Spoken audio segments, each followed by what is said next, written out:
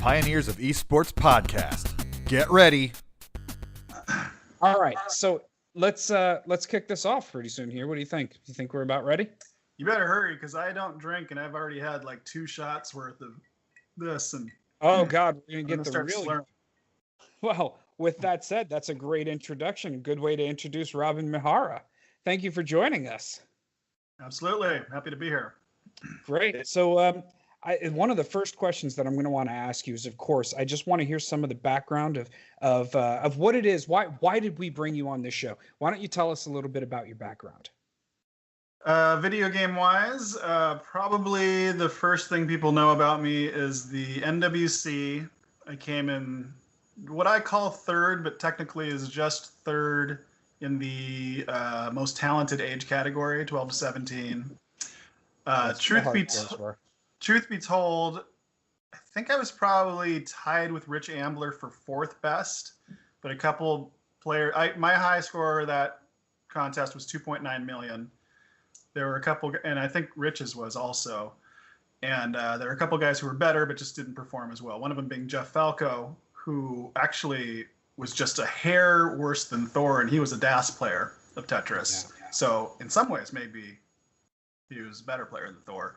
Jeff Falco was incredible, and he also went to my Capcom contest, which I'll mention, and he was in Chris Tang's Rock the Rock contest. So he's like a very well-rounded retro gaming champion and should be at some of these things that we go to. But Thor just got in contact with him after years of searching, and the guy came and visited. He has nothing to do with video games anymore, and I think he's a crazy guy like he was when he was young. But it would be great to eventually get him out here, because he, at least during 1990, he had the best personality of all of us. Like super confident, Chicago accent. Like I don't know, he was a great dude. Well, but I can tell you that name keeps coming up for the fans who have been watching the past couple episodes. You might remember that name from Chris's interview here. He talked quite a bit about Jeff Falco as well. So that's good. A name that keeps coming up. So before I continue, can you tell me what this podcast is? Because I just was asked to be interviewed. This is your historian, or Chris? Why don't you go ahead and take that one, since this is your brainchild? Yeah, I mean, I met Dorian last year at PRGE, and you and I did the panel, you and Thor and I and Vince and Chris. Yeah. And Rebecca Heineman was there at the show, but I didn't put the math together that was the same as Bill Heineman, who won the original Atari Space Invaders Championship in 1980. And then I was like, oh yeah, that's her. So we have this community of people that don't even know each other. We're passing by like ships in the Portland fog. Yeah. And I figured, let's start a Facebook page or something. Let's get these stories and these people together. And the Facebook group was born right after that. And we got that first initial surge of people coming in, and it hasn't really grown again since then. And I figured, well, the next step, let's make a podcast and get these stories to tape. Let's get these oral histories down. Let's have some fun. Let's intermingle with each other, and maybe I'll write a book someday. I don't know, but I kind of want to be that guy who's the link between the Atari age people and the Nintendo people from 90 and my people from 2015. And I think that we have these stories that if we don't tell them, they're going to get forgotten. So thanks for being guest number 3 in honor of your 3rd place finish. Hey, perfect. And, yeah, we planned that so well. Yeah. And and I think to Chris's point, I think that the most important thing to me, I believe in preservation of history. I mean, you can see behind me, I'm all about that, right? So I think that this podcast will do a great job of just preserving some of that history from back then. I mean, I was a finalist in '94, and I know some of the stories that I have are pretty outrageous, especially considering the crew that I hung out with, known as the Jersey Boys back then. 6 of the finalists all came from the same area. And so just knowing that my stories are preserved in my head, I want to get some of the stories from everybody else that I haven't heard yet. Like Robin, since we just met recently, I don't know your story, which is exactly why we've asked you to come and join us today. Okay. Well, just to run down how people might know me first. There was NWC, 3rd place, slightly overachieved. I was always, don't count the last few years, but I've always been really good at performing when the pressure was on, when other people kind of tighten up. I think that's actually a product of ADD, where I'm like kind of spacey, but when there's a lot of pressure, I like am able to focus. Then in '91, the following year, there was another national contest. It went to 30 cities, took one champion from every city, and then played in a grand finals in Disneyland called the Disney Capcom Playtour. Mickey Mouse, I came in first in the nation with that. I wanted to beat Thor as redemption, but he was too old. It was 14 and under, and he was like a year or a year and a half older than me. So he just graduated out of that age group, huh? Right. Jeff Falco was there. He didn't make the top 10 out of us, so I didn't see him in the finals. And was any other NWC player there? Nick Whitelesbach. Whitelesbach, yeah. Yeah, he was there as a tutor to his cousin. He had tutored his cousin all the way to the end. And I remember him telling me he was so disappointed in himself because I don't know if you guys are familiar with DuckTales, but in the Amazon, 3/4 of the way through, you can like do this pogo and find a hidden rope. And he didn't know about that. And he was so upset with himself. But like, it's kind of like a basic shortcut. And he didn't even know that. And his cousin didn't make it as far as he wanted to. But that's great. I'm adding these names because I have a master list of all these finalists. So I'm adding this to your play tour list as we go on. So he was a finalist in 90 also. There he is. So I actually have the spelling right now too. So are you talking about Nick? Nick was not a finalist, but he was there as a guest, and he was like the older brother tutor to his cousin. Never mind then. So there were two brothers, Nick and can I not remember Nick's brother's name? I believe that one was a finalist, and the other was not. Was it Nick and whatever? I can't remember the other name, but they're both out of Ohio, I believe. Right? Is that where you were competing at the time? Cincinnati. Cincinnati. That's right. Yes. Oh, that's even though. Come to think of it, I won the city of Cincinnati in '94, and he was one of the competitors there, which is why I knew him. So very cool. Yeah, so a small world. Either way, though, I'm sure eventually we'll be able to talk to Nick too. So, yeah. So to continue on, 2009-ish, PRGE, Portland Retro Gaming Expo, had an expo. They invited me there. I'm trying to remember if I was speaking. I think I just asked Rick Weiss, who's one of the organizers, if I could hold a small NWC contest with repros, just for fun. And I brought 3 TVs and 3 Nintendos. And my true motivation for it was I wanted my son, who was maybe 6 years old at the time, to win a little trophy. I wanted him to like have a glimpse of how fun that is. Yeah. And so this is really pathetic, but I made a trophy strictly for 6 and under, and he was 6. Yes. That's awesome. The prize for anyone over 6 was like a T-shirt or something. And he won against one other child that competed at his age group and beat him badly, and was a little bit cocky about it. He was like pumping his fist. Oh, wonder where I got that from. Yeah. The kid was like 2 weeks younger than him too. It was really sad. But during that contest, I was holding it, and I mentioned I had ADD. I was pretty whacked out on ADD meds. A director came up to me named Adam Cornelius, and he had started he had kickstarted a short on Harry Hong, who he believed was the best Tetris player in the world, because he was the first person on YouTube to show a max out score. And he had actually flown, got a bunch of footage of him playing. He'd kickstarted it, and a guy named Trey Harrison had grabbed the big producer number of $1,000 because he wanted that credit. And I think the entire thing was maybe 1,600. So Trey was like by far the biggest contributor. Trey also was an NWC finalist, by the way, just for the record. No, he was not. He was there, but he was not one of the finalists. Okay. Thanks from for the contest to contest. At the end, it was like when I won with 1.9 million in the middle of the tour. Second place was 1.2 or something. I was by far the best. By the time the end of the contest, the final one where Rich Ambler won, there were all these great players playing. Trey was a 3 million player. So Trey was better than me and still lost. Rich won that thing. The top 7 of 12 to 17 for the final city, which was Tampa Bay, was like all over 2 millions. Like they were all great players and would have just steamrolled the first half of the tour. Yeah. It's kind of sad to think about like how many great players never made it. But Trey was one of those guys, and it's part of why he's so into it. Is like, I don't know, I feel like he never quite grasped. He never got his moment. Wow. Okay. Yeah. Go ahead.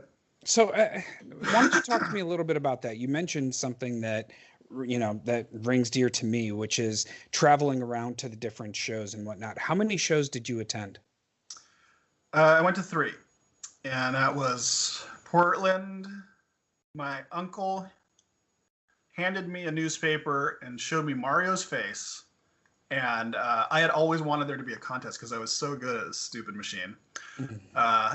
And I had never played Tetris, or I think my uncle had rented it for me once, and I kind of hated it. Like I got a Tetris or 2 and was like, okay, I mastered this, or I had no idea anything about the game, but I did not enjoy it.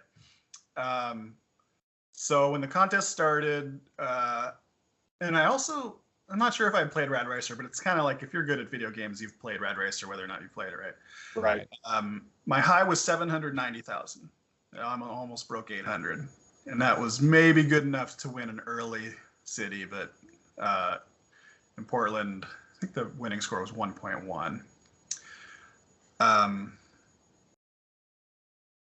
So I lost in Portland, but there was a kid named Kenny Welch. This is actually kind of documented in a lot of articles, but he was a city chaser, as they call them, and his parents had money, and he was flying from city to city, and he was phenomenal. He was scoring over 2 million all the time. And as a 700,000 player, I just remember looking at him. First of all, he was the first person ever that was better than me at any video game, period. And he was so much better that I thought, originally, I thought he must have memorized this. Like, how is he slamming them down so fast? And I was in awe. And it was also like this perfect. There's sometimes you watch somebody who's great at a video game and it's a little bit too fast for you to really understand how good they are. But I think Tetris, NES Tetris, it's kind of cool because you are like kind of tracking how they're thinking, just kind of in awe of, like, even when I watch Jonas today, it's kind of like I never would have thought of that. And like he's doing things 3 steps ahead, whereas if he was doing things 10 steps ahead, I would just kind of be lost and be like, right. The same if I watch a current Tetris player, right? Like, exactly. Drop, I'm just sort of shrug and be like, yeah, that's incredible, but I don't know what they're thinking because it's. Adam Cornelius once said it's just like watching popcorn. Like it's just exploding everywhere. You don't even know what's going on. Yep. That's why we didn't include it really in the movie is because it wasn't really for the layman to watch. You couldn't be as impressed as if you were just being a step behind while viewing is so much more enjoyable than 30 steps behind. That's esports in general, though. Like, if you can't follow the action, you have to like know the game to understand what's going on, and you'll never grow your audience. Where Classic Tetris Championship, you can follow it. Yeah. You're pointing out the classic problem with today's esports, and some of the way that they're trying to get around that is through some very high production value, where you have multiple camera angles. But it's so hard for Master to control to figure out who do we follow and who do we do this. To your point with Tetris, there's one screen, well, with the older Tetris, obviously with TGM and the, I don't want to use acronyms, with the Grandmaster and some of the newer versions of Tetris. Community. Yes. Yeah. It's a little bit harder for just random people who aren't familiar with Tetris. It's harder for them to follow it because things just appear on the screen with the quick drop and locks and stuff of that nature. Yeah. So I completely agree with you that the classic Tetris, and the reason why I think the tournaments are doing so well here in America is because it's easy to follow. They had record numbers watching, and shout outs to Trey and to Vince and to Adam and all of those guys. Heck, shout out by the shirt that I'm wearing today. Very right? cool. But yeah, so shout out to them for doing such an amazing show. I mean, I've been to Portland for a few years in a row now. They've been trying to get me out there for years. I was happy to say that I've been going out there lately, and I absolutely love what they're doing. And I agree with you. I think that it's the right way to go. And to see the Tetris company starting to recognize that people still love this game. It's exciting to me. Good. Yeah, I am very proud of them, and I can't believe where it's gone. I mean, that 10 million views or whatever of that 1 year is just kind of unbelievable. It's getting to the point. Somebody made a point recently. Well, once something reaches a certain level, like all of a sudden, like douches start leaking in. Mm-hmm. The comment section turns really toxic, and so is there like a formula that includes douche in there? So it's X plus douche equals like 50-fold the original. Yeah, yeah. Exactly, but exponential growth equals douche. Yeah. Indeed. So yeah, anyway, to get back, was holding this contest. Adam says hi to me. I was high on Dexedrine legally. I don't really remember this, but I don't know if you've ever taken anything like that, Ritalin or something. You have a lot of confidence. You're talking a lot. Apparently, I convinced him to scrap his project and to shoot a feature-length movie, and I believe this was one of my selling points, starring me finding the world's best Tetris player, which is just crazy. No, here's the funny thing is that he wrote me the next day. He emailed me and said, "You know what? You're right. Let's do it. You're my star. When do you want to start?" And I didn't remember what he meant. I kind of was like, I must have convinced him to do this, but it's just crazy. Like I had taken a couple extra pills and I was like crazy confident, and I just like changed the history of Tetris. Holy crap! Yeah, I did not know that. Yeah, it's kind of embarrassing, but that's how it really truly began. And we went over there, and immediately, I mean, he knew that I knew everyone. I had just kind of met Thor a year prior, and I had talked to Jonas about playing Thor. And here's how naive I was. When I talked to Jonas, I was like, well, yeah, Thor now plays this kind of keyboard Tetris. Would you be interested in playing him like that? And Jonas had never played on a keyboard, so like thinking that was just going to translate perfectly.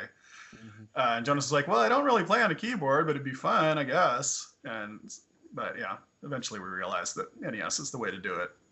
Sure. But yeah, so that's how that started. And movie shot for probably a year. It was edited for a year, and did very well critically, and very proud of it. And then yeah, that's about it. I mean, this other trophy, the gold one, was a contest that was somewhat recent, 3 or 4 years ago, and the games that were in it, you probably couldn't have handpicked a better set of games for me to win a contest. Oh yeah.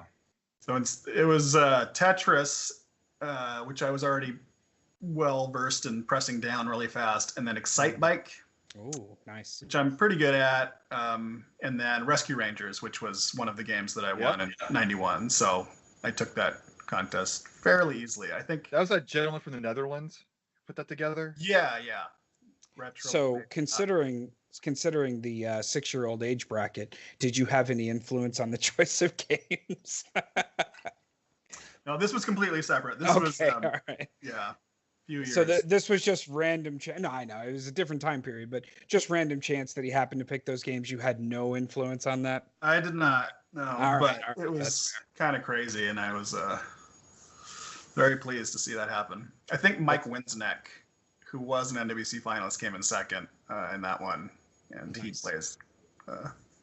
I think he was in Portland this year as well. Correct? Right. Yeah. Yes. I think he's a max out player. Yeah. Mm-hmm. Very cool. Yeah, speaking of max out players, it's kind of unreal to see. I mean, the level of skill that we're seeing now in Tetris these days is pretty unreal with the number of people that have maxed out. So that brings me to the question for you: what is your high game? I think it's around 860 something. I just posted it, a picture of it. It's definitely in the mid to high 800s. And yeah, I've broken 800 about 5 or 6 times. I don't play very much. I only take the Nintendo out in the average 3 weeks before the CTWC, sometimes 1 week. That last minute crunch right before the tournament happens where you tell Yeah, yourself, and I'll be able to get good enough to be a finalist in this short period of time. It's well, more and more, it's like it just seems like a waste of time. Like I will get dominated. Anybody that's in the top half of the bracket now is a max out player. So I will just get demolished. And for me to get to max out level, plus you have to be pretty proficient. I think if you want to be a favorite in the first round, you maybe need to be able to max out on 19, which is a minimum 6 to 9 month commitment for me. Right. I don't know. Terry Purcell is convinced that if he sat down with me for a week, he could get me to max out and then show me like what I'm doing wrong. And he's the best player in Portland. That's probably a top 10 player. He just can't quite get it together in the finals. Tournament jitters. Yeah. It's a different game. We have yet to see that max out game on stage. I mean, it's gotten close, but everybody tightens up, even Jonas. I mean, he deliberately tightens up at times and then lets himself go. And partially why he lost is because he was in full on mode and he took too many risks. So, we'll see it eventually, but that I'm calling it now. We're going to see a max out in the tournament next year. Yeah, I mean, I think Joseph could have done it in the last game, but they ended early. Yeah. And when I say a max out, I mean obviously if one person loses, then the other person just quits. Right. I'm actually saying that I think we're going to see two people during the same match max out on stage during one of the two people rounds. You think two will max out at the same time? Well, what I'm saying, I mean that's the only way it can happen, right? Because one person in Hong Kong. No, because if somebody is faster, they can max, and then somebody else could get a 6. Oh, that's a good point. Yeah, that's a good point. Okay, that's fair. Then then I'm going to stick to my original idea, which was we'll see one person max out, but they'll just be faster than the other. Okay, $20. You're on. All right. Oh wait, no, I don't gamble. That's illegal. I would never. Oh, really? We'll do Monopoly money, $20, and in secret, wink, wink, $20. Monopoly. No, I think you're right. I think that it'll happen. And, I chatted a little bit with Joseph Saley recently. He's like, I'm kind of worried about next year. And I was like, you better be. Yeah, don't let up. Don't screw around with other games like Jonas does. Like, get better than you are now because he can. I worry about his health, though. I know some speedrunners who have problems with their wrists and like the equivalent of tennis elbow with gamers, and I just hope to hell he doesn't hurt himself doing what he does, because if you watched him play, it's not natural. So I hope he's okay. Well, I did a ton of hyper tapping right-handed for years with Tecmo. I had friends that wouldn't play Nintendo unless it was Super Tecmo Bowl. And, God, we were just full on buff right arms and just weak, pathetic left arms. Yep. So I think it might help that he uses his right hand for half of that for tapping. I don't know. It's hard to say. He's young. He's gonna heal fast. Yeah. I just hope his life doesn't disappear. Let's not get into my complaints about being a childhood champion, but it seems like he's pretty well rounded. He's got a good head on his shoulders. Although I wondered where his parents were, but let's not that stuff. They have. We're not going to that subject. Yeah. He has a new baby sister or brother or something. So oh wow. They couldn't come in his sister game. Okay. Congratulations to him then. Yeah, absolutely. So then I guess one of the things I would kind of want to know is obviously you have all of these people that are starting to want to try this hyper tapping thing, right? It's obviously easier if you're right-handed to tap with your right hand. Have you tried any of the I know that there's only one approved third-party controller within CTWC, and that's the Goofy Foot controller. Have you tried hyper tapping on that to see if it's actually easier for you to use the right thumb? Yes. Was it Steve DeLuca that does that? Steve DeLuca, that's correct. So he gave me one of the prototypes, shout out, and it was easier, and I could get it. I think the numbers are you have to be able to tap 12 times in a second. 11. It's 11 to get all the way, yeah. Okay, to beat DAS. And I could do that occasionally. This is with an hour of practice or something. But it was so hard for me to make the switch. It's like, I'm a great Super Mario 1 player, but to switch hands would take me a year to reprogram everything. I had a hard time with Super Mario, but I found it easier with the Tetris. Really? So I think I could, but again, to me, I mean, I'm a single dad, right? And I have an expensive life, accidentally. My phone bill somehow is $180. Like, I can't commit hours a day to something that will never pay me anything. Like, people ask me what my game is, and I'm like, well, it's kind of poker, because poker pays me. I play online poker. I used to play for a living. And Tetris, I heard there might be a big increase in the first prize. I shouldn't say that out loud, but even then. Big mouth spoiler. Yeah, I don't feel like it'll ever be worth the time. Like, I'm self-employed, so every hour, like, I could be working, right? Mm-hmm. That entrepreneurial spirit of always wanting to. You're talking to us, so thank you for that. I appreciate it. Yeah, we appreciate the time for sure. Yeah, no problem. But it's just, it would take me a lot of hours to even get to, like, what's a funny mid-range great player? Like, I'll just use Terry because he's a friend. To get to Terry level would take me like thousands and thousands of dollars worth of hours to get to that place where I would still get crushed, probably in the third round, second round, so I just don't have it in me. If There's it always gets up to $1 million, I'll play like crazy. And you're one of the grandfathers of the tournament, so even if you quit playing, you're going to be welcome and you have a role somewhere, obviously. So it's not like... Here are a couple things motivating me. Yeah. I never want to not make the top bracket. Okay. I think I was 29th or something out of 40 this year. So I'm pushing it. Yeah. And I never, ever want Vince or Adam to leapfrog. And Vince is freaking close. Like, Vince is sitting there. Yeah. Bless his heart. He's like dealing with a breakup that hopefully is getting back together. But he's sitting there practicing his ass off, not drinking. Like, just pathetic man, sadly, with a robe, like, just playing hours and hours. So I need to get it out, actually. I love Vince. I was asking my daughter if she would mind if I took the TV and put it in her room. Because, so here's another really ridiculous reason why I don't play Tetris that much, is that the wires and the TV and everything is in the way. And, like, there's people in my life that want the house free of clutter. I don't know. Sounds like you should be looking at the retro USB stuff with their wireless controller. Yeah, well, all the wires coming out of the back is an issue, and just I thought you meant big controller box TV is kind of there's no pretty place to put that unless you have a dedicated setup somewhere. So anyway, I mean, Vince, I could see myself with a little bit more maturity cheering him on, but I would never want Adam to beat me. That would just. That's where you draw the line, is it, Adam? Yeah. Huh? I see. All right. That's like fair. I will quit my job. I will break up with my girlfriend if Adam once he passes you. I'm gonna have to make sure that he knows that I will fund him at this point. Okay.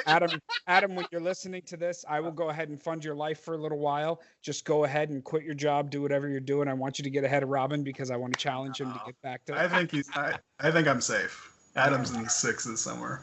Yeah, that's not bad. Yeah. So let's kind of go back to your journey, because you kind of touched on it, that you went to 3 cities. So Portland was your first, and then where'd you go second? Okay, so Kenny Welch, my idol, who was going city to city, he had this bad problem of choking, and he would get to the top 2 and lose every time.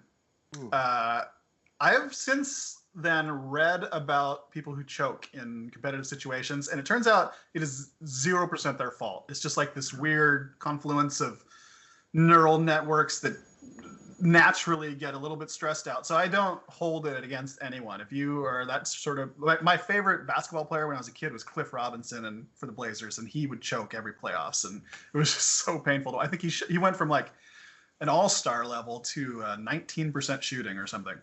Wow. But so Kenny inspired me to practice, and I practiced over about a summer, and I mowed lawns, and I had you remember Beat Street 2, they had a thermometer with like raising money, and I was trying to raise $300 mowing lawns to save up to go play another city. Cue the montage right here. Right, yeah. In the tour, the NWC took a month and a half long hiatus where they just stopped going to cities. So I was able to save a lot of money, and meanwhile just practicing slamming down Tetris pieces. At the same time, I became the fastest player at Mario, I believe. So the funny thing about the 50 coin Mario aspect was, for the first half of the tour, everybody did it big, getting their final coins in the bonus tube on the second level. Yep. There was one guy in Oakland that did it small and could shave like 5 seconds off, and it was really dangerous for one like weird jump in level 2. But I saw him do that, and I mastered that. And then by the time I went to my third city, so I won in Oakland. I won handily. I took my winnings from Oakland and decided I would spend $250 check. I would spend that just to go to Tampa Bay, which was the final city where Rich Ambler won, as I had mentioned. And it was like the greatest players ever were all there. By the time I got to Tampa and I had this perfected little Mario version, that's when somebody was like, what if you just killed yourself twice? Which is just crazy. We didn't think of that earlier. But you kill yourself twice in Mario, and you get the 50 coins faster because you don't have to jump down the flagpole and add it all up and all that nonsense. And this is speedrunning is not a thing in 1990. So nobody's really the evolution of this sort of stuff. It really took like a spark of somebody to think about it, rather than having the internet influence your strategies and people conspiring and talking with one another and with timers and that sort of thing. It was as individuals, it's like, oh, this might work, and then poof. Yeah, well, not only. Oh, go ahead, Ron. I was just gonna say, not only was there no internet, but most of us were too poor to even call each other. Like in 1990, it costs a lot of money to call across the country. Yeah. So I wasn't in touch with anyone at all, even the people that were kind of local to me. So yeah, you really had to go there and steal somebody's technique, which, I don't know who that'd be an interesting thing to investigate. Who started that dying on level 1 thing with Mario? Yeah. But yeah, that changed everything. And then all of a sudden, Thor was, I think he was like a 2,000,009 player, was able to jump to 4. Just those extra seconds that he got himself. I'm sure at some point we'll find somebody who's going to take credit for inventing that solution. What I will say is, because this is one of the things that I've always believed about competition. The better the players around you are, the better you're going to become, right? And without a doubt, where you grew up makes a big difference for that.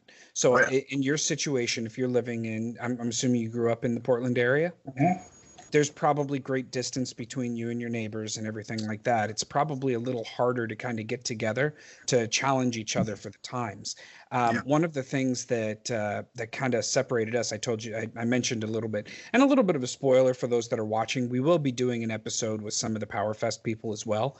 And that's kind of where you'll hear more about these stories about traveling around with different friends and whatnot. But I had a circle of friends that I lived in a 23-story building. And so what that meant was there were a lot of kids that were over my house 24/7. We all pushed each other. So it was like, oh, I beat it, 1 second faster. What are you going to do? And so like we were able to do that. I've always kind of wondered, and one of my favorite questions to ask everybody is just tell me a little bit about those who you played with. Did you have friends that pushed you to a higher competitive level, or were you just isolated and having to do it on your own? It was just me. My only friends around were kind of jocks. They're still friends today, and they liked Super Tecmo Bowl, and that was kind of it. And the leap in my ability, I remember one day having a bunch of people over, and it was my turn to play Super Mario Brothers.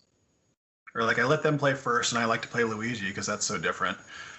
And when it was my turn, everybody left. Because I knew I wasn't going to die. And it was just like, He's so much better that it's annoying, and screw it. So yeah, there was nobody better. And in '92-ish, when I got really into Street Fighter II Champion Edition, I was the best player in Portland around, except for two older Asian guys. One was named Haivu, and the other was Ray Teruya or something, who found me on Facebook recently. And those guys were quite a bit better than me, and everyone else in the city was a lot worse than me. And I only met those guys maybe 4 times each. So I was never able to get better because there was nobody ever better than me. I was in this weird situation where, like, I would win, I would let you win a round, and then I would win again, and you'd get in the back of the line. Street Fighter 2 was huge here, probably same as your states, I don't know. Everywhere. Yeah. But then I played Chris Tang when I reunited with him 8 years ago or something. No, it must have been 10, 11 years. Wow. Time so flies, man. That must have been a painful experience. Yeah. He just destroyed me, and being the third best player in Portland, I thought I could hold my own, but it was like he grew up in California where the great players were, and even though he probably, I think he was a very good player, but not in the top few. He just like could kind of read my mind, and it was like fireball battle, I'm going to wait for you, and the rest of that story. I do. Yeah. So, yeah, being in Portland, there were a lot of things that, and another thing about your contest, Dorion, is that this is just a funny side note. I never heard about any contest following '91. I think they were all published in EGM and magazines like that, but I didn't buy those magazines. There was a serious reason for that. It was that in the Nintendo Genesis rivalry, I strictly was all about Nintendo, and I was like adamant about it. And so EGM to me was this big waste of money because it was only 1/3. So you were well. What about Nintendo Power? They never mentioned those things. If you can find it, that'd be cool. I think maybe I had heard of a campus challenge, but the closest one was really far away. And it's actually funny. Yeah. Now that I'm thinking about it, you might. Yeah, I remember them mentioning campus challenge for absolute certain because as a kid, I was pretty upset that they were doing a campus challenge that I couldn't be a part of because I wasn't in college. So I remember that for sure. That would be but now that I'm thinking about it, I don't even remember how I found out about the Powerfest. Yeah. I'd never heard of it in the day. I knew about the Blockbuster Championship. That was all over GamePro. And I'd heard about the Star Fox the previous year because they were giving away the jackets. But I never heard of the Powerfest '94. Was the big draw the jacket? That's funny. For Star Fox. For Star Fox? Heck yeah. There was jacket was awesome. Huh. They I guess the winner got a jacket, and then they didn't have a finals. They just had a drawing among the winners and gave them like $15,000. I wore my jacket too much. I do regret that, but it's still in pretty good shape. But even worse, I wore my '94 jacket way too much, and that one's not in as good of shape anymore. Well, you still have it. I do. Yeah, it's in good shape. Yeah. Move on. Yeah. And the other thing is that I don't think winning at a young age. I don't know how old were you when you won all your stuff, Dorian? Well, let's see. So I would have been about 18, 17. Okay, so I was 13, and I don't think winning in hindsight was that positive of a thing for our lives, because I did meet quite a few of the top 7 NWC guys, and most of them didn't quite have their stuff together. I think I was the only one with a job. And Thor has a job, but a lot of people were just basically unhappy, and a couple of them weren't over 1990, and I met them in like 2010. It's been 20 years, and you were a child. Like, I don't know. I think there's too much intensity. The same way where you see child actors a lot of times crash and burn, right? It's like it's just too much attention, and then you get back to the normal world, and it's kind of gray. It's not quite as exciting, and you're like me playing Street Fighter 2. I dropped out of high school basically to play in front of crowds just to have that dragon, the drug of people oohing and awing behind me, which was such a great feeling. And to sit in a classroom and listen to like a teacher slowly on the chalkboard, at the speed of whoever the slowest kid was just unbearable. So it didn't have much discipline either. So that's an interesting perspective. Yeah. It's a controversial one that I bring up a lot. No, I happen to think that all of that stuff is fascinating. And a lot of the times with the child stars and child this and child that, sometimes I feel like people that gravitate towards these types of lifestyles and events almost have a darker side that I think is amplified by these experiences. And what happens is they get addicted to that feeling. And then all of a sudden, and this is, again, just like you have your theories, I'm sure, we could discuss that at length, I'm sure. But I do believe that they experienced that amazing, unbelievable, one-of-a-kind thing that happened to them in their lives. And now nothing is going to measure up because of it. And that can be really crushing unless you continue to build yourself up and look for that next best thing. The entrepreneurial spirit can replace that if they can get over depression to be able to take that competitive nature and apply it to something that they want to do, that they want to win. So yeah, it's true. You also have to throw in that I think a lot of the true top players, especially of thinking games, are like a little bit off, like a little bit of Asperger's. No. Absolutely, a little bit of spectrum. Yeah. Absolutely. I mean, look at chess players, right? No doubt about it. Them couldn't hold a conversation in like Starbucks if you wanted to. Mm-hmm. And then what was the other thing I was thinking of? I'm not sure. But How old were you in 90? It's tricky. What's that? How old were you in 90? I was 13. And I was okay, 14. so we were both 41 then. Is that right? Mm-hmm. Okay. I'm 42, so we're all in the same kind of range. All right, so we're all right there. What's that? Your year of the dragon, right? Yes, sir. 76. Yeah. Cool. I'm 77. So one of the things that I will say about the 90 tournament, first off, I think that the 90 tournament was a better set of games. I think that there's more pride in actually being a finalist in 90 personally, because there's a lot of luck involved in 94 with the Ken Griffey Jr. Home Run Derby. Yeah, that's a shame. Yeah. So I did compete in 90. I did make Super Weekend, I was supposed to come back on Sunday. I still have my paper over there that I never filled out. And the problem was I didn't have the ability. I wouldn't have been able to travel back then.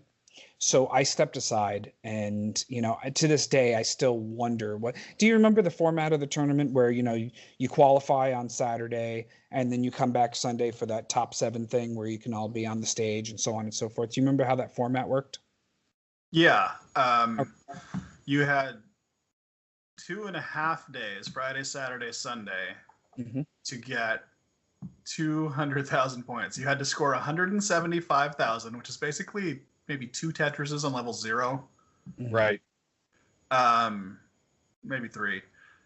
To go up on stage and then beat a whopping score of 200,000 points, which was 2 Tetrises and a triple or something. In front of a crowd, though. I mean, in front of a crowd, sure. It weeded out. It weeded out everybody. Yeah. You stand far away from the machine or kneel painfully in front of it. Yeah. And if you got 200,000 on stage, they'd hand you an envelope which had a VIP player pass and 2 VIP guest passes, meaning that 3 people could come in, and then you got 1 shot at the end of the day on Sunday. And so in Oakland, for instance, I think there were 3 rounds of 12 to 17 players, so up to between 200 and 300 people. That's not that many. Wow. Well, Cincinnati was not even. We didn't even fill up the group. Oh, really? Oh, wow. We only had the 1 round. I had like a 400,000, which is okay. It's better than your 200,000, but yeah. The cutoff was about 700-800 to get to the final 7, which that must have been. Listen to this conversation. Well, it was after yours, but it was in that Midwest swing. It was after. Yeah, it was after Portland. I got the order up right here. It was Portland. Okay. Yeah. Here Let's see. Where'd you say Cincinnati? Cincinnati. So it was 4 or 5 stops after Portland. 3 stops. It was Portland, Okay. Norfolk when Kenny Welsh won, and then New Jersey, Cincinnati. But everything else was on the coast. There was nobody in the Midwest, and this was in October. So like, I didn't even hear about it until like the week before they was just on the radio. Like I thought it was already over because I'd seen the articles in Nintendo Power, thinking that was just happening over the summer. Yeah. And I was a freshman in high school and I was in marching band and stuff. So we were doing football games on Friday night and competitions on Saturday. So I went on Sunday. I got my semifinalist thing and 400,000. Okay, if I'd practiced, I might have done better, but I don't think I would have won. But I didn't even think about it after that. It was just like, I did this thing. I got my hat. I'm done. Yeah. But Well, I had a friend that couldn't show up for the first part of the tournament to be able to qualify, but I knew that he could do it. I knew that he could go all the way. So I gave him my VIP pass and he went up. He ended up becoming a finalist. He's the one that won New Jersey. So wait, Mike. was it New York was before New Jersey, right? Mike Jacob or- Javits? yes. No, Yes. that wasn't Mike. That was Dave Lopez. Oh, okay. You know Dave. Yeah, I Dave. don't know Dave I've that known well, Dave. but Dave has been talking a lot of smack since the beginning of CTWC. He was like, "Why can't you have it in New York?" And he came to I- Pittsburgh and he did okay, but he got beat. So Chris, I've been trying. So Dave, just so you know, first off, he's a joker. He's a great guy. I've known Dave since we were probably 9 years old. So like I've known him my whole life. He stopped playing video games for a very long time. That includes Tetris, everything else. And then I was like, Dave, I'm telling you, man, you need to get back into this. There's a whole new culture coming out around it. You need to fly out here, come check this out. Oh, I got other things going on, real estate, blah, blah, blah. Whatever he's doing in life is more important, obviously. And then I was like, hey, money, exactly. I was like, hey, you need to go to Pittsburgh. Is that where it was? Yeah, Replay FX. Replay FX. Yes, you need to go to Pittsburgh. That's close enough to you that I don't want to hear any excuses from you. Get in a car, jump on a plane, whatever you got to do. Head out there and just get a taste of what this new world feels like. And sure enough, I mean, he's so proud of himself right now. He's already back up into the sixes. I mean, he hasn't played in many years. More importantly, he just found out because I was talking to him about his setup, and he's like, "Yeah, I'm playing on one of those." Like it was one of the Chinese knockoff emulator consoles on a TV with like 40 frames of lag. I'm like, oh. No, Dave. He's training with the rock on his back. He's doing literally. the Chris Yes. And so I was like, look, you need to buy this. You need to buy that. And I'm so proud of him because he went out and he bought all of the right equipment. He's got everything. He sent me pictures. He just started his stream up. He's finally he's doing it. He's going to actually some time into it. I'm excited to see. I mean, obviously he's a lot older now, so he's a year older than me, and so it's going to be one of those things where he's going to hit that wall of the age blocker if you haven't played the whole time. Like me, I haven't played Tetris really since back then, right? And so it's harder for me to pick it back up. I think he's going to run into the same problem where I plateaued at 700K right now, and it's rare for me to make that number, and so it's just one of those things where I don't think I'll ever see another 800 game. And I will be shocked. What? If you're playing, the difference between 600 and 900 is really just like stamina at 19, being able to fight through the few times where you get droughted. Yeah. And I think you could easily do it. I just think it just takes time, especially if everybody that's in between 600 and 700, I say, this is the secret. B-type 19-2. You play that all day for a week and you just know how to deal with 19 trouble, and that's what it all comes down to, right? I am so glad you said that, Dave. If you do end up watching this, I just want you to know that I am now redeemed because he wasn't sure if I was right about that. I'm like, you need to play on 19 too. So I'm glad you said that because that made a huge difference for me too. It's fantastic. Yeah, very cool. If you watch Jonas, I think is the most amazing when he gets into trouble, and it looks like he's playing 19-3, and it just doesn't seem to freak him out at all. And when I see him get a piece just barely over, he's ready to move 2 more when I would have been too focused on that getting that piece fully over, and that's where I would have lost as a piece later. You just described most of my lineouts. his run in the 17 finals against Alex when he was kind of sleepwalking level 18, and he just, I don't know what, and then just that light bulb just went off, and he just went on a goddamn tear, and it was beautiful.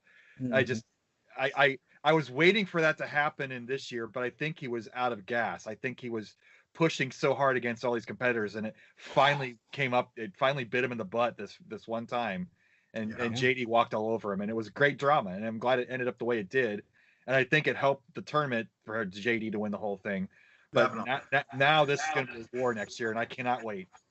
Here's a funny little side note from my point of view of seeing Jonas get beat. Is that I've wanted him to get beat badly, like every year since he won 3 in a row. It's not that I don't like him, and I actually it's the underdog. Clearly, I love watching him play more than anyone else, because just watching him play a normal game, I will get a tiny bit better. Like that's how much better he is than me. Right. But I felt like it's bad for the contest for the same person to win, especially like when he sweeps in the finals. It's just like, what's the point of us showing up, right? Right. But okay, so and on a side note, that's why Chris Tang's excited level for Jeff Moore was what it was, is because we were all waiting to see Goliath go down. It wasn't that he disliked Jonas. It was just, are we going to see it? So that's where that came from. But go ahead. I'm sorry. And the 1 year Jonas lost up until last year or this year was like, I think he was like deeply in love with Heather and probably wasn't quite practicing the same level. It's kind of like, great, by the way. Did Harry beat him or did Heather beat him? No, I'm just kidding. But here's the funny thing that happened this year is that I wanted anyone else to win. I actually was thinking about making a T-shirt that said "Anyone but Jonas," but I got a feeling I hurt his feelings. Well, now it wouldn't be appropriate, but that would have been a T-shirt. And he's got his Twitch following now. I don't think he needs the support of us fogies anymore. He can play the villain if he wants to. Good. But he lost to a hyper tapper, and I was watching the games. Jonas was playing his heart out. So that last game was like one of his best games ever. Yeah, and he ends up losing. And I suddenly realized it was like, Joseph beat him handily, but it's kind of due to the hyper tapping. I wouldn't say it was strategical. No. The win. A lot of mistakes. And so what happened to me was I had a flashback of watching Thor and being like, I don't even know if Thor's actually better than me. Is he just a freak? Is he just somebody that can like do something like Giannis? I don't know if you guys follow basketball. He's taller and faster and stronger and can like run past people, but I don't know if he's actually a better basketball player. Right. The fundamentals versus the athletic ability. Exactly. So what happened to me was like, I'm glad that I'm really happy for the kid, and I'm happy that somebody else won. But I suddenly realized I could see myself easily rooting for DAS players from here on out, because the hyper tapping thing really it's kind of, I don't know, it's almost like not as fun to watch as somebody who's truly like manipulating the limitations of right and left DAS. And I don't know. I had it because I really at 13 I felt like it was kind of unfair that Thor could move the piece faster than us. So you're really holding on to a grudge that's about 30 years old, is what you're saying? I didn't realize I was rooting for anyone but him. But then anyone but Jonas until it became anyone but hyper tappers. Got it. Even when Green Tea did that insane maneuver. Oh, so good. Tap that long bar. Which, by the way, how did that happen? I've watched that clip over and over trying to figure that out because I didn't think that was a thing. They've done the math, and if you can get down frame perfect, having that quick tap for the last tap is actually more effective than a 12 taps per second hyper tap. Wow. So go ahead. I was just going to say, so something important to note. If you go back and watch Joseph's play, now I'm not taking anything away from him. I'm going to preface this with that because I don't want people saying I'm just being a hater. I'm not. I'm legitimately, I love his play. I thought it was great. I was cheering for Joseph myself, even though I like Jonas as a person. He's a great guy. I've hung out with him. I've gone to his what do they call that? A brewery, I guess, or whatever it is, his restaurant place. Yeah. So, I mean, I think he's a great guy. This has nothing to do with any of that. Joseph's play was not very good. If you watch him, he makes a lot of mistakes. What separates Joseph from the other players is his ability to hyper tap to the point where he can get himself out of situations no one else would have been able to get out of. Go back and watch his games, especially against Jonas, and just look at how many mistakes all of his games. You can watch how many mistakes he was making. He was constantly looking over here, and two pieces would drop, and he'd look back over and be like, really "Oh weird. no, I need to fix this." And he has the ability to just go tuck fixed, and like that's something that nobody else can really do unless they're also hyper tappers. There's two things for the reason that I'm bringing that up. Number one, that means that he has a lot of improvement to go, which means that he could end up being the best player on the planet, hands down, if he studies. He's going to need to study gameplay as opposed to just practice and playing. He's going to need to watch some players do some of the stuff that he doesn't understand just yet, because his piece placement leaves a lot to be desired. And I think that if somebody actually, I would love to see maybe, I don't know, maybe one of the top players could do this. Maybe Jonas could do this on his Twitch stream. Sit there and go through it in kind of a slower motion and talk about the choices that he's making. Has he done that, Chris? Or? Jonas does that on his stream. He went through all the matches in CTWC and broke them down, rewind. What are you doing there? Yeah, watch his stuff. Which, by the way, did he do Joseph's matches? He should not do that. He's giving information to people with a physical advantage over him. I love it. Yeah, it's more exciting. He's the greatest ambassador, though. The reason this has grown so much is his stream. Like, all of his followers are going out to Portland just to watch him, including, the one person in the audience we're not going to talk about. But the dog guy. But Jonas is like just the greatest. He is the best. He shares why he's the best, which helps other people get better. Mm-hmm. He's an incredibly great loser. That was the best. The rare times that he does lose.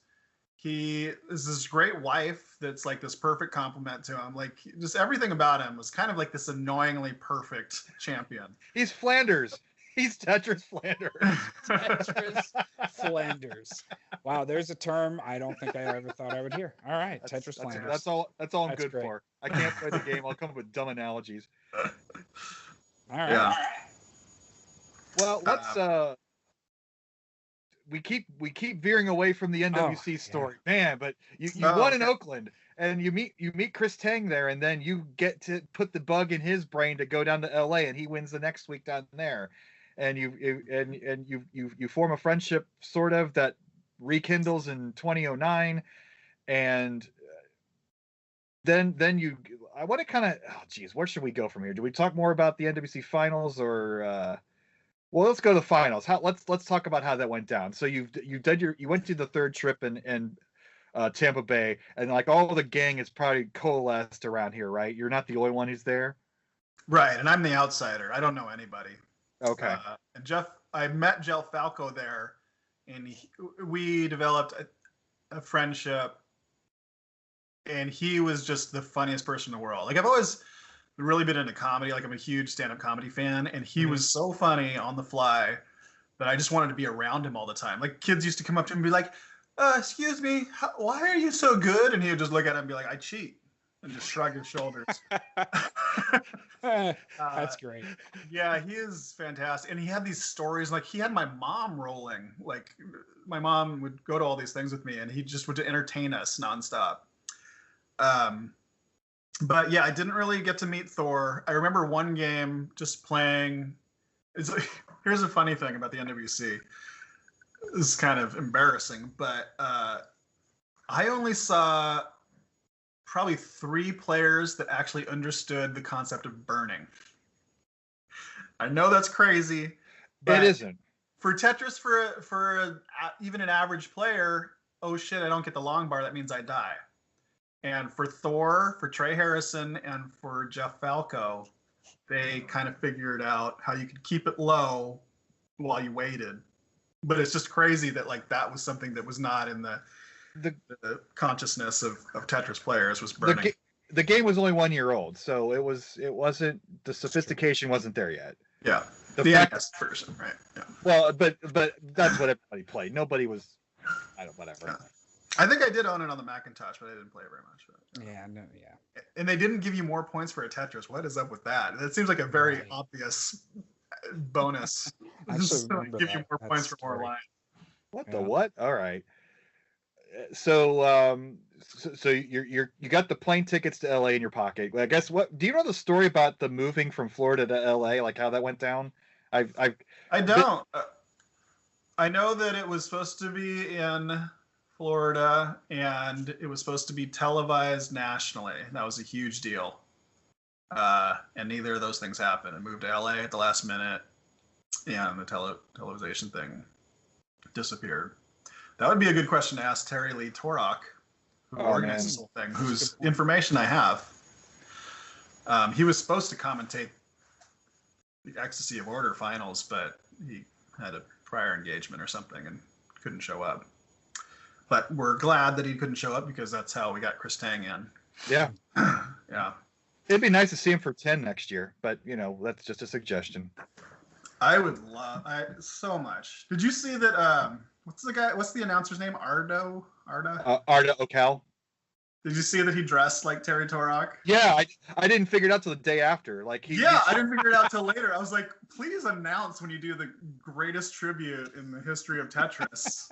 Has there ever been a wardrobe tribute like that? Probably not, right? No, he cosplayed as Terry Lee Torok, and he didn't say anything Saturday. That's when he did it, and then Sunday he showed Chris Tang the picture. He's like, "Guess who I'm dressed up as?" And Chris Tang just kind of looked at it for about 30 seconds. Terry Lee Torok, and he wasn't even like amazed about it, but it's like he was like, "That's pretty cool." He wasn't it wasn't the high fives you'd think, but that was a pretty class move by Art is a great guy. I was kind of worried. I met him in Pittsburgh. Like Vince said, he just showed up out of nowhere and like, oh, we'll come out to Pittsburgh and announce for our thing.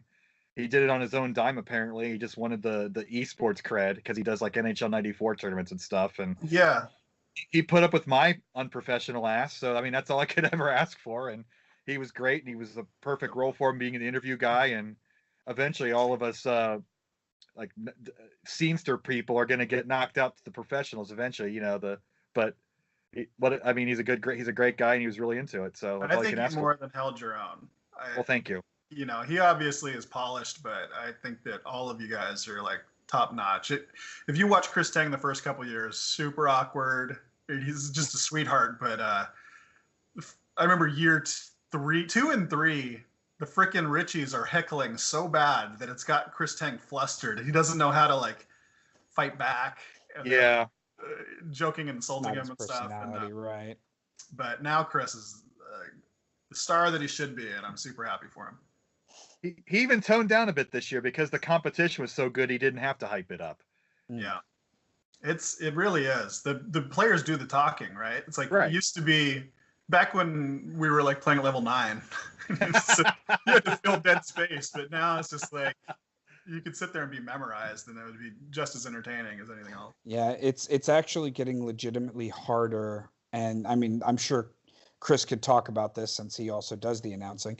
It's getting harder and harder to talk about the 4 screens happening at once. Yeah. There's just so much going on that it's getting to the point where it's gonna.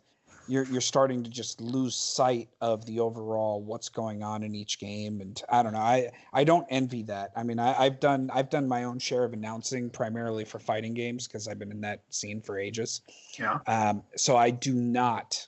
I can't imagine how hard it must be to try to call 4 different screens at once. Like that's just unreal to me. Right. It's hard to watch. It is. It's getting harder and harder to watch with the level of play. Yeah. Absolutely. Maybe we need more time. Chris and I were talking about that before you joined in, is how I was thinking it would be cool to be able, for the announcers to be able to highlight the game they were talking about as they talked about it, and 2, just having more time. I think the semifinals should be 5 games now. Yeah. And I think that at least the finals for sure, but I could see even the semis as well. Well, the finals is 5 already, but yeah, the semis. Not the grand finals, right? I'm talking about like yeah. The ones before Green Tea versus Jonas should never be 3 games. This was my statement. Right. Yeah. And that was such a great match. Just what am I thinking? It's not double elimination. That's where I'm throwing off here. Right. Yeah. There's a push for that too. I'm not a fan of double elimination, but I can see why people just want more of it. Maybe we have a constellation game, but like you said, the time constraints suck, and like even on Saturday we have to cede the stage to the cosplayers. We'll deal. Look, I love Portland. I think it's outgrown the space that they're getting from Portland, and they're going to have to do something to kind of let it naturally grow. That last, and again, this is nothing against the Portland guys. They are amazing. I have no problems with Portland. But what I will say is it was legitimately uncomfortable to try to watch those games in person because of how packed that little area is. Yeah. And it is blown up. It's blown up too much. It's at the point now where they do need bigger space. And I'm hoping that Portland will recognize that and start to give them what they need, because there was a lot of people that just they couldn't watch because it was just impossible to stand in that area. So if anybody from Portland is listening, please take that feedback as it is, which is just with all of the love in the world, because I do love Portland, but I just want to see bigger and better things for them. Year 3, we had our own room. Yeah. We should go back to that, get a bigger room. Yeah. What do you think? Seat like 500? I don't know. Yeah. That's a good idea. That's awesome. I will say that. I have a lot of time to think about it, but third is very odd. You know, in poker, second place is supposed to be by far the most psychologically damaging. It's the first loser. You've come so close. But third, there isn't really a distinction about it. And I will say that, like, can you name me the bronze winner of any Olympics? Probably not. Russia in the 1980 ice hockey, because the USA beat them. All right, so you can name a whole country. That's a whole. Can you name a player, a specific person who got a bronze medal? I know I can't. No, I can't name any gold medalists either. Yeah. But there you go. I want to say there was a guy, USA gymnast. I remember, but I don't know. Yeah. But yeah, third is a special thing. When I get limited edition stuff, I always get number 3. Nice. Oh, cool! It's a thing. Pile. Yeah. So speaking of collecting, is that outside the realm of what your podcast is about? No, dude. Like I said, Joe Rogan style. Let's go anywhere. Let's do it. Yeah. So collectors, evidently. I see behind you, Chris. You got a bunch of Genesis, and you collect new school stuff too.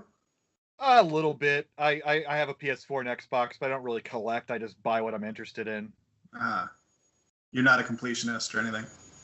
Well, for the old stuff, I am. I've got like a full Virtual Boy set. I've got a full 32X set. I've got a full Odyssey 2 set. You know, I got about 600 Genesis games, so I'm only missing like 100. I'm like 6 Sega CD games away from a full set there. So I try, but I don't have the budget. I started collecting 20 years ago when this shit was just piling up in thrift stores and nobody wanted it. And now it's to the point where, do I really want the Space Adventures for Sega CD for $700? That's a mortgage payment. I can't justify it. That's a mortgage payment where you have a mortgage payment that low? You lucky. Me and Dorian are like, what? Can we move there? Yeah, seriously. Columbus, Ohio, man. Well, 10 years ago, Columbus, Ohio. Everything's gone up everywhere, but yeah. Yeah, I could buy 10 houses at that. Where's your NES stuff? NES stuff.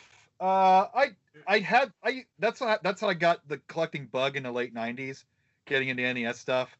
But then when I had money trouble, 2004-ish, sold a lot of it. Whenever money trouble comes up, people sell like what's easy to sell, which is the expensive stuff. But that's the one thing you shouldn't sell, right? Like you should have unloaded your. Yeah, I had a Neo Geo. I sold a lot of the NES stuff I didn't like. I kept the stuff I liked. So it was I have like all the Mega Mans, all the Dragon Warriors, the good games I kept, but the weird shit that I don't care about. CIB.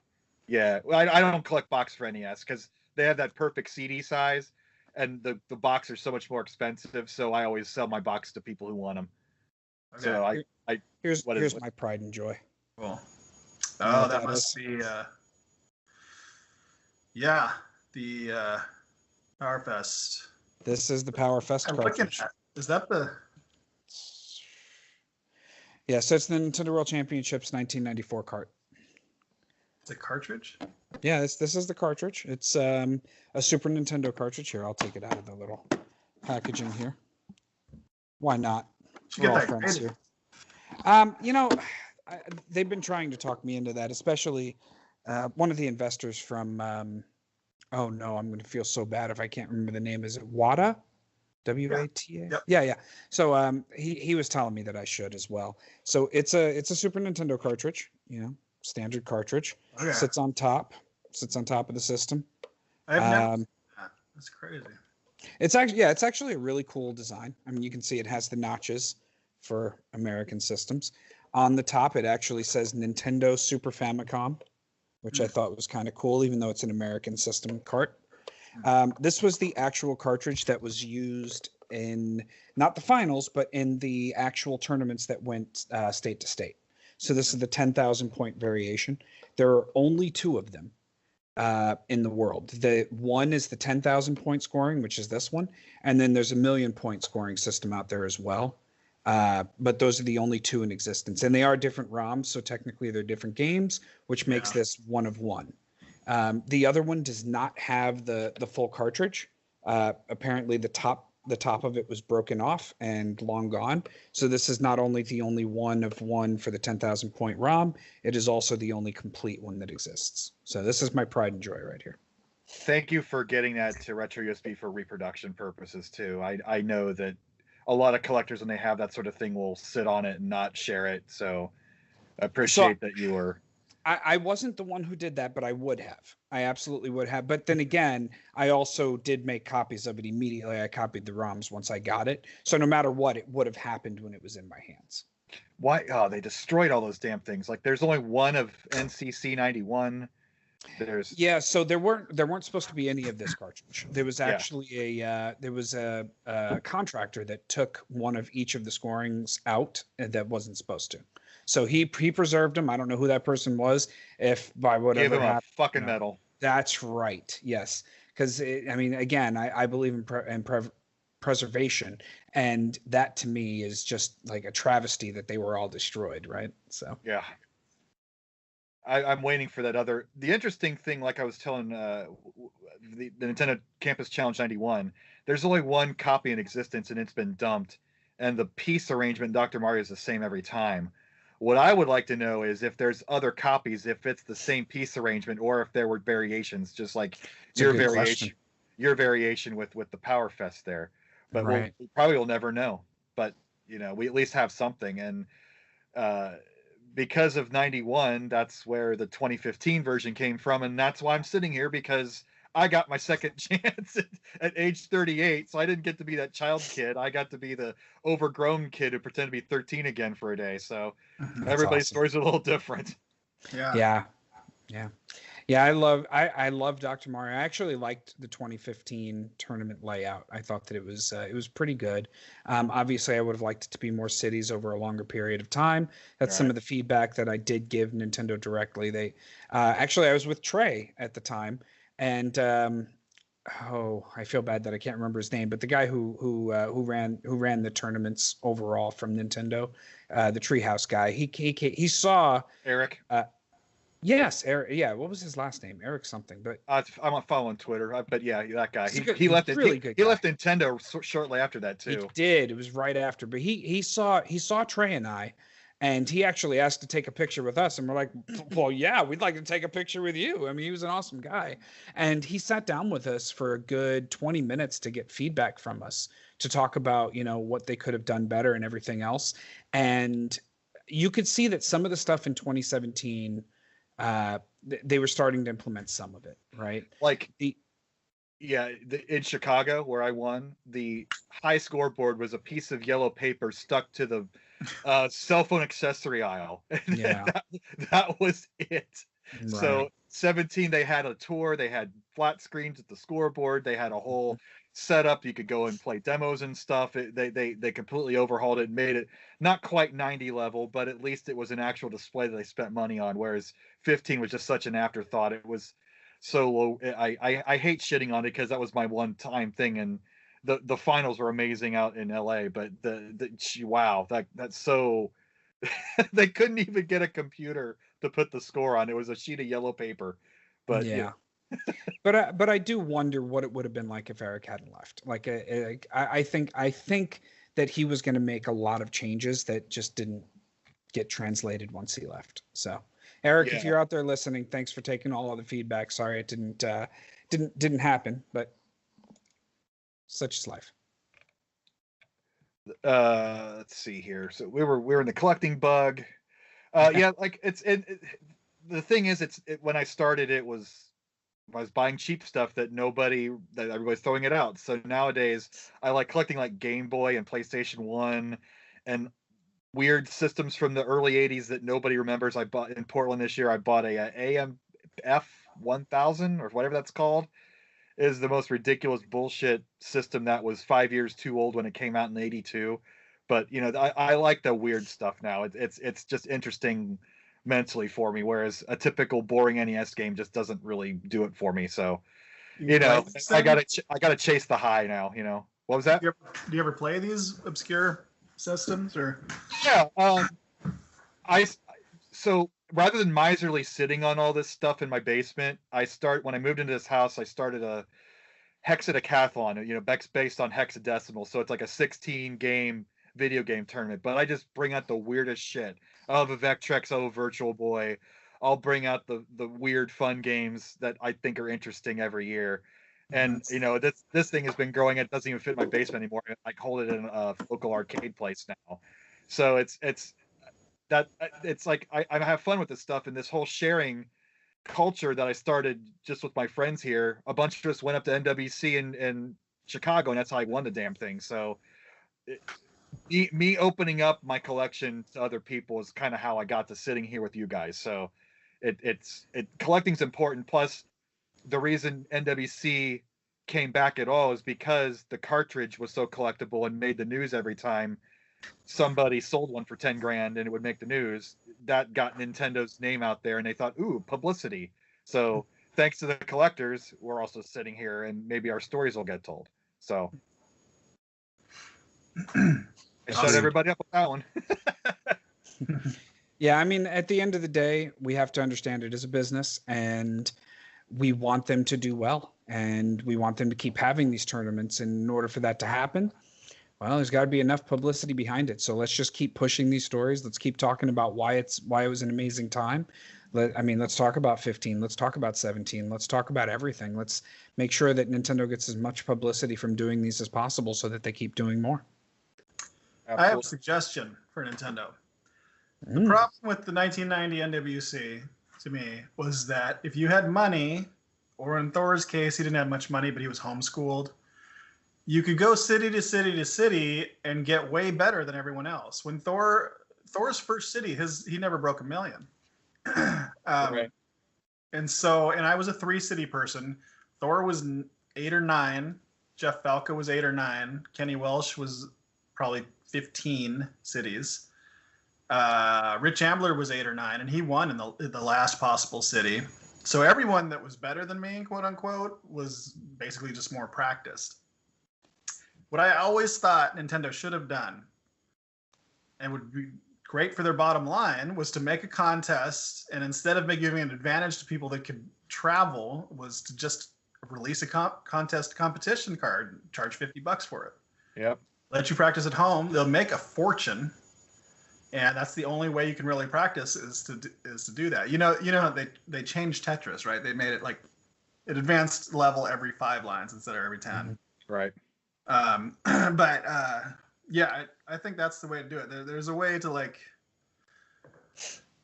not give an advantage to, well, now they don't. Well, Wouldn't that, and not as the challenge, but wouldn't that just give an advantage to people that have the ability to sit there and play 12, 14, 16 hours a day? Because I know I'd immediately take vacation from work.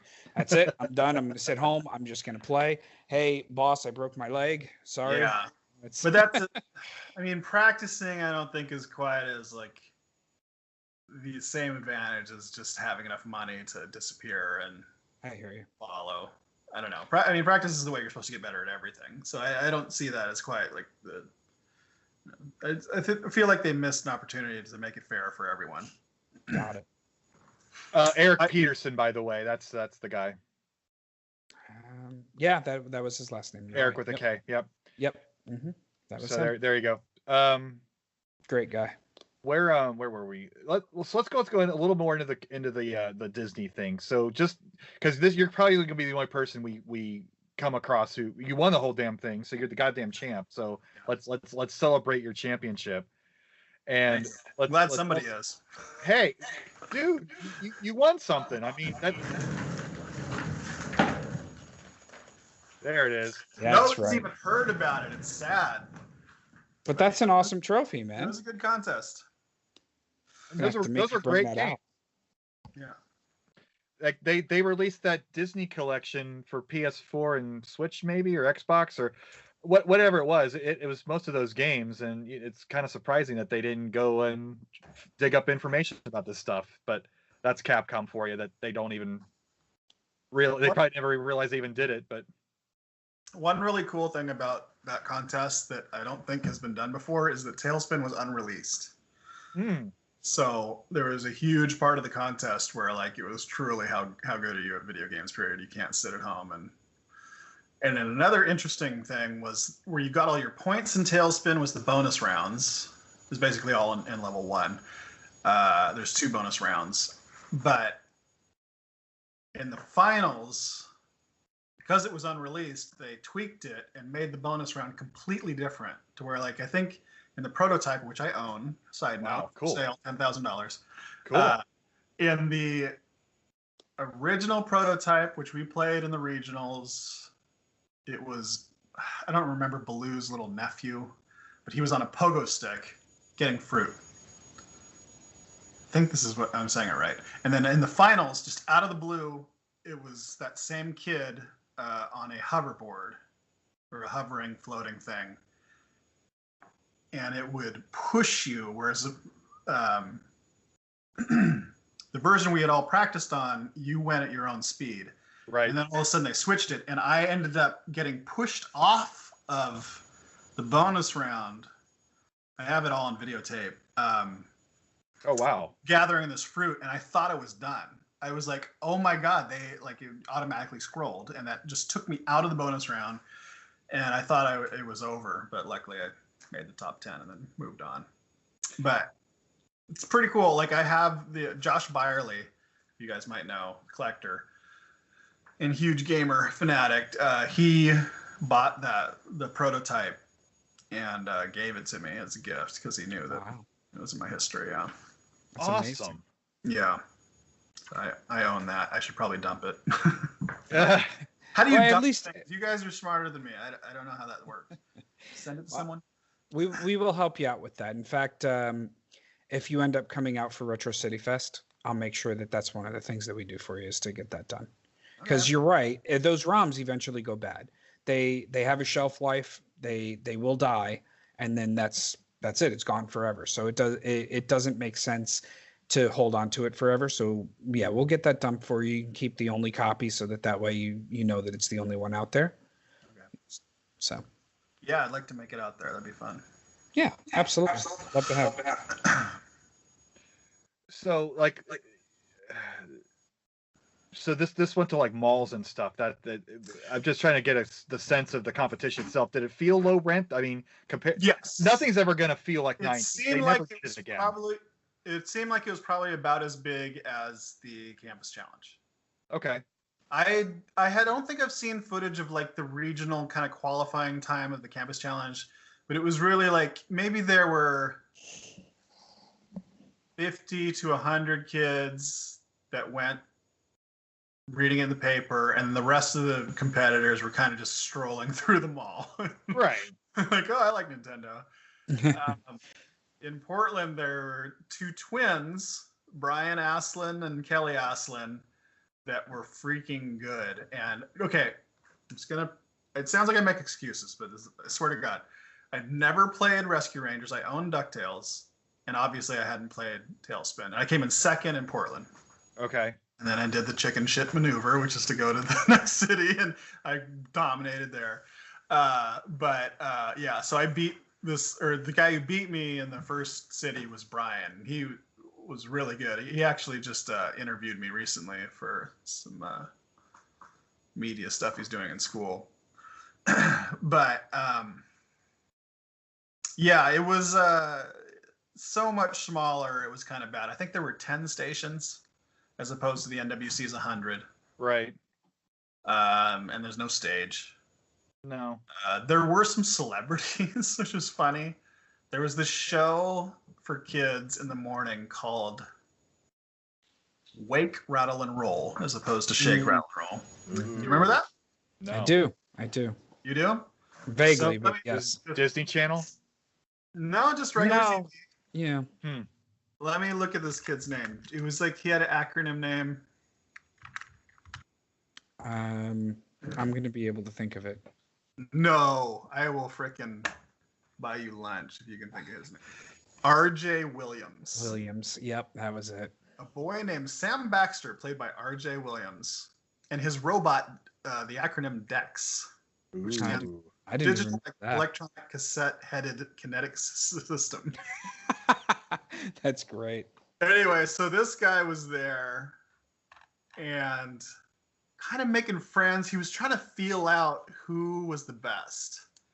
And this was different than the NWC. Like, to me, as now I'm 14-year-old, a celebrity is pretty intimidating and like exciting. I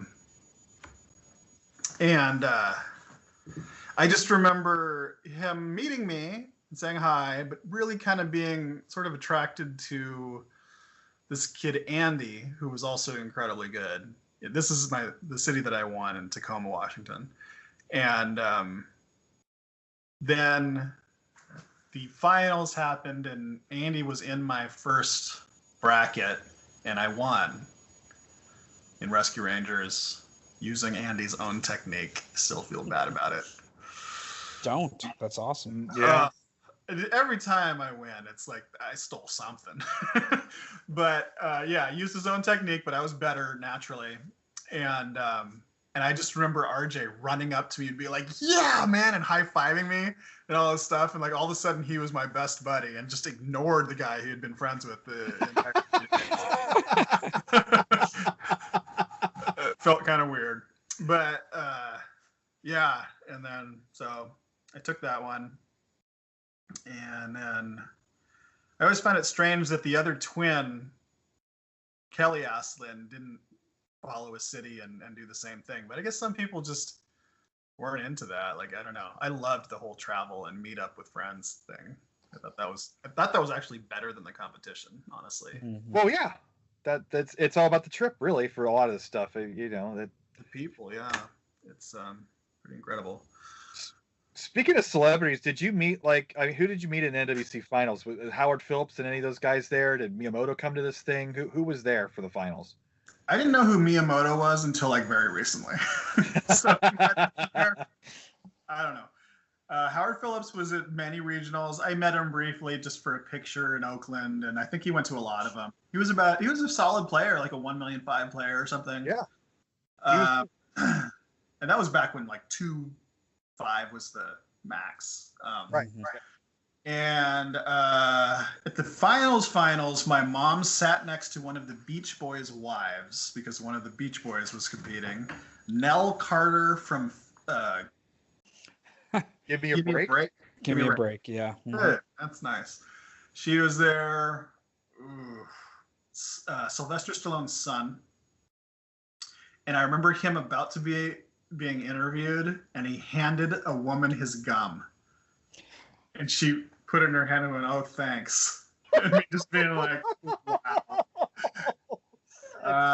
That's straight out of a movie. That's you can imagine that, like that's like Lucas or some shit from The Wizard. Yeah. That's totally a Lucas move right there. That was pretty bad. Right. He should have been Lucas, yeah. And, I think that's all I can remember. That's fair. That was good. And but it was funny because they played the celebrities. While they were let there. them play like as an in-between thing, and then everybody got to laugh at how horrible they were. And Nell Right, Carter, right. I remember her like not even letting the announcer say her score, like covering it up, and me being like, "Oh my god, she's so funny." Yeah, But that's good though. That's great. Well, what are you doing these days? Why don't you kind of catch us up? Anything that you want to push or talk about, or are you doing any Twitch streaming, or like what can you promote? Nothing. Nothing. All right. I'm a single dad. I have a wonderful girlfriend. She has 2 kids. I have 2 kids, and it's just hard. Portland's expensive. I have 3 jobs.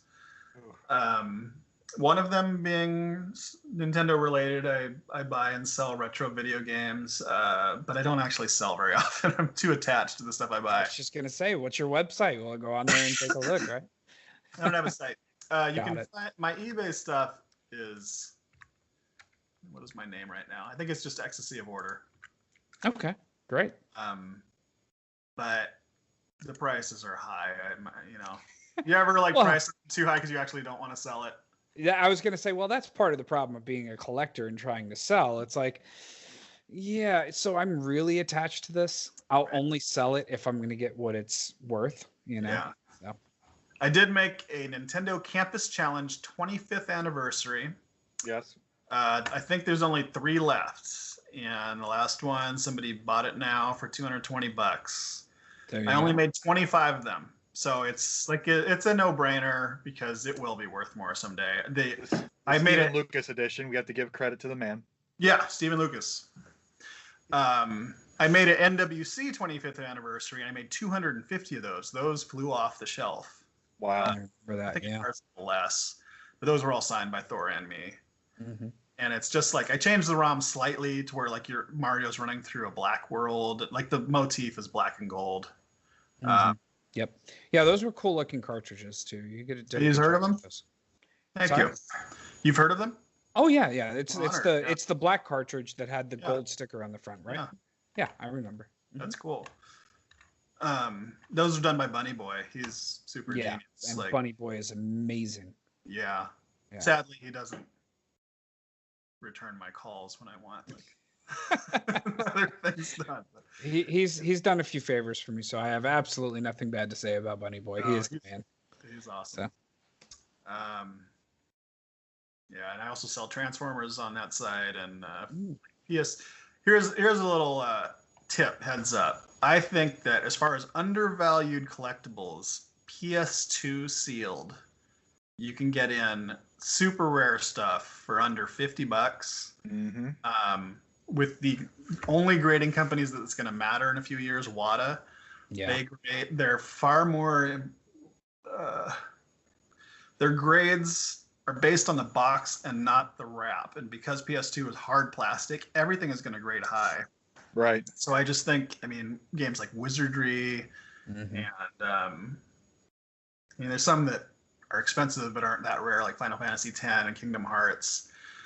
Those type of games, you grab them now before the hobby really blows up, which it will. Yes. You're reaching that 12-year window, like 12 to 15 years. So when something's that old, then it starts to become hard to find. Then the value starts shooting up. So we're getting close to that point. For GameCube's already hit it, I think. But PS2, Xbox, original Xbox is about to hit it if they haven't already.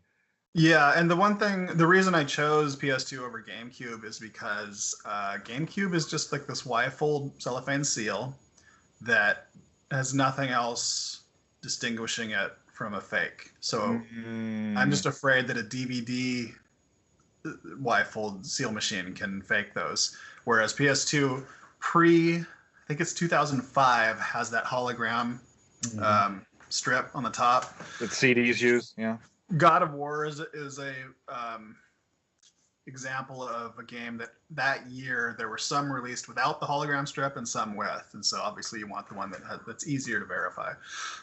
So that's why I chose PS2. One, that, and it was the one system that like eclipsed NES as far as sales. So I think it has this massive following, nostalgia factor.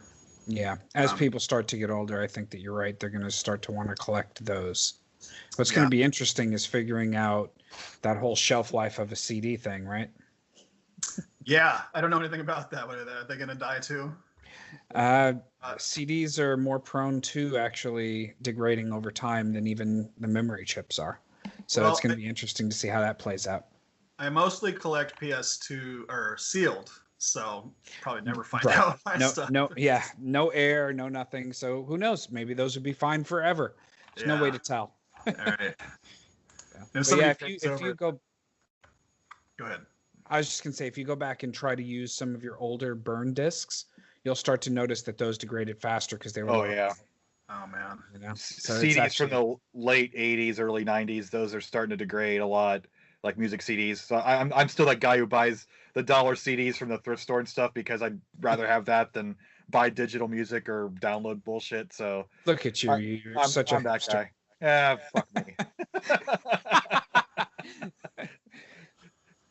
Oh, that's great. Yeah. So, yeah, I mean, this has been great. I mean, do you have anything else you want to bring up before we close out?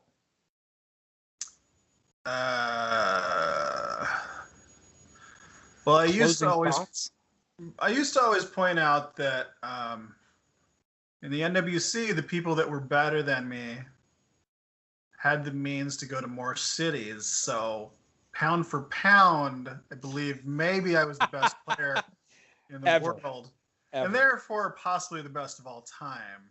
Mm-hmm. No one ever even considers that, but I like to point that out. And I actually asked Bunny Boy, could you create a game with multiple games that we've all played and make it just the hardest levels and a bunch of stuff we've never played?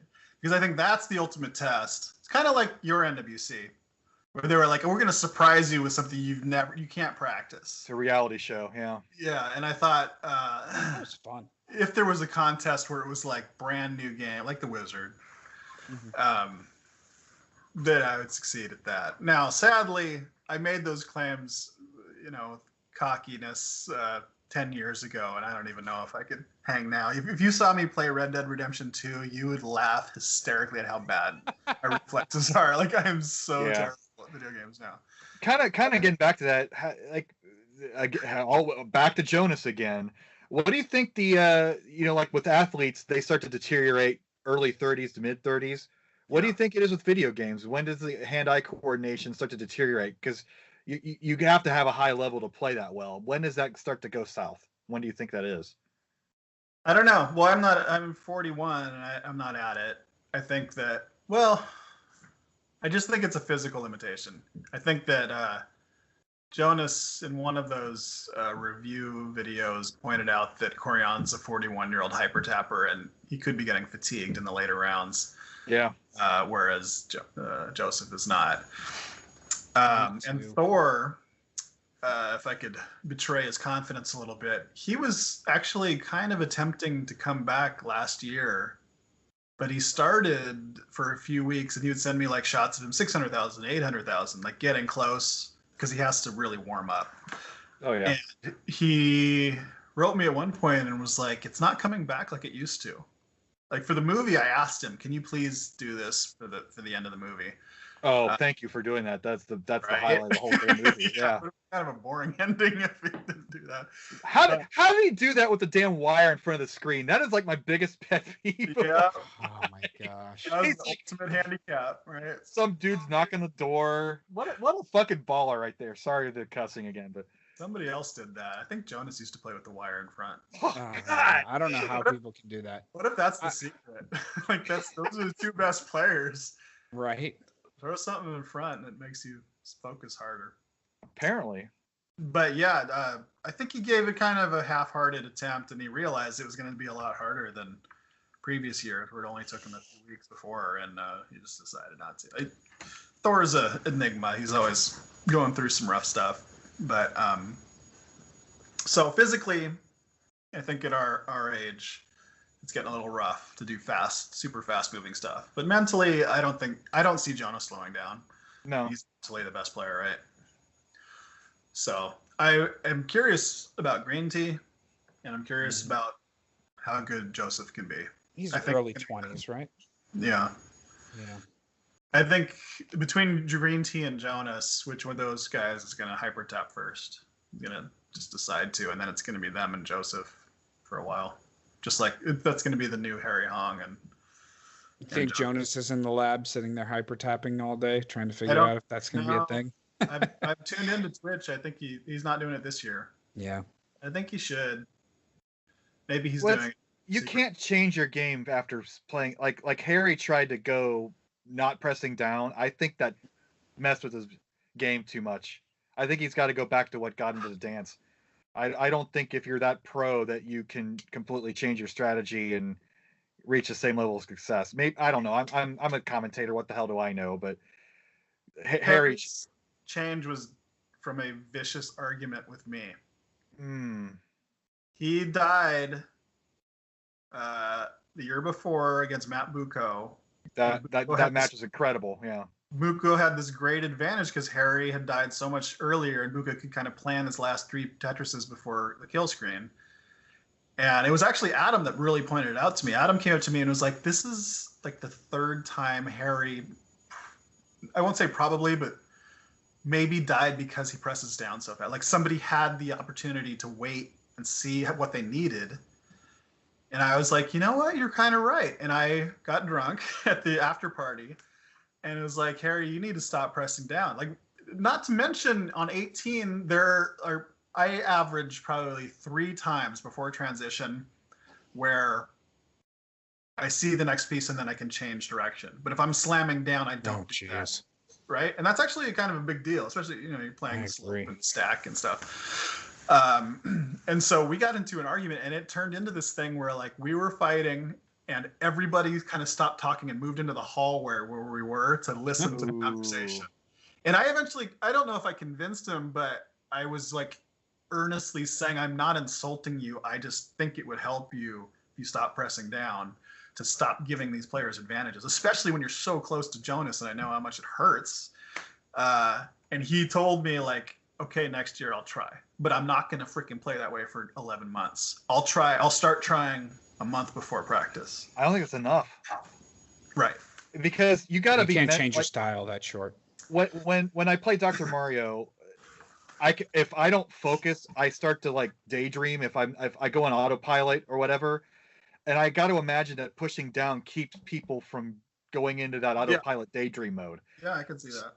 And if you've been playing for that many years, you can't change it with 1 month to go. You got to go at least 6, I would think. But I don't know. That's just an outsider commentary. I think, but you've seen so many games also where the person who is way ahead and the person like knows what they have to do. It takes a Matt Bucco to actually execute and overtake that lead. Whereas so many times we've seen this year where the person knew what the deficit was and choked. So I think that pressure, putting that pressure on your opponent can also work. I don't think that there's a grand one way to do it strategy there. I think that pressing down, if it works for you, go with it, Yeah. Well, Jonas definitely knows how. Yeah. Like when we watched it, I loved watching his commentary of the semis. And that's really kind of, in a way, that's the only position you have to worry about, right? Like when it comes down to it, yes, maybe some people choke, some people play better, but Jonas sees the advantage, knows like that thing with when he was analyzing Quaid and he just saw a burn that Quaid did. And he was like, if you flipped that 2 more, that would be a single burn. You'd still be Tetris ready. Like you don't practice enough. I was like, wow, we're listening to a fucking pro. Yeah. When you're teaching Quaid, who's a phenomenal player, how wrong that was. And it makes perfect sense the way he explains it. So that's the thing. I wasn't telling Harry advice to beat anybody else but Jonas. And Jonas knows where he is. And if he's 15, 25 lines ahead of Harry, that is an advantage that Harry should not be giving him. That was my basic point. Maybe you just need gears. Maybe you press down and do your regular game, and then when you face a certain person, you turn it off for a round or something. Yeah, I think just his patience. I mean, Harry's kind of a headstrong, like go at it guy. So if you can slow yourself down a little bit, I mean, Jonas has the patience to not press down to level 9, as we've seen. So that's like a different skill in itself. God, right? Yeah. But that's what I'm saying. If you're not pressing down at level 9, you get bored and then you lose your edge. And yeah, so it's hard to say. We've seen some really weird Jonas games where it's too slow, where he lets things go nuts. Like in the movie, that one piece sequence where Thor was commentating about. It was pretty crazy. It always comes back to Tetris with us, doesn't it? But I love it. Yeah.